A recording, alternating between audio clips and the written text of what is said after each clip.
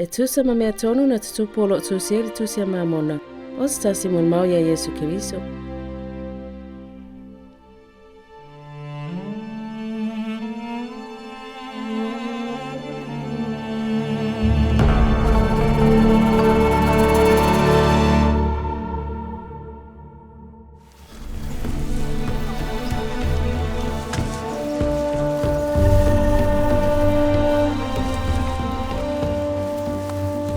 Ia tātou whaingoina le nina whaanga ia Nifae.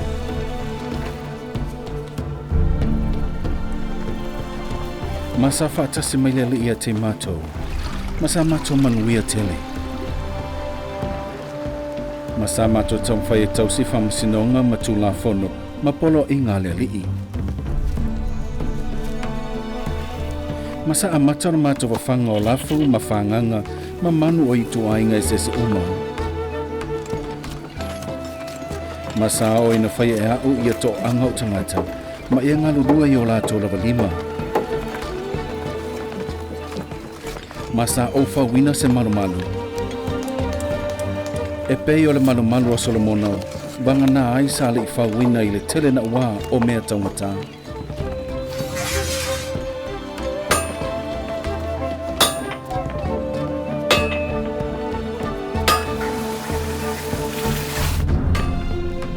Ma o Nifae sa o avele pelo la pana.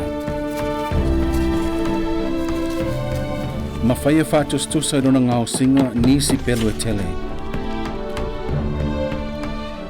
Le io o mai lunga o i mātou tangata o tā uani o Solomona, ma wha o matia i mātou.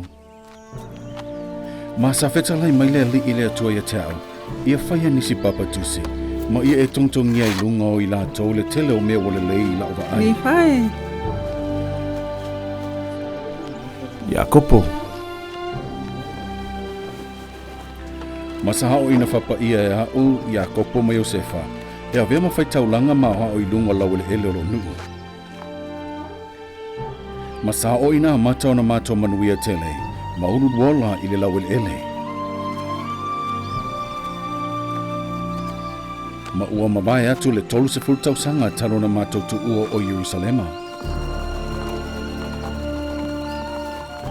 Masa mato wola e Tusa ma le ala o le Fiafia.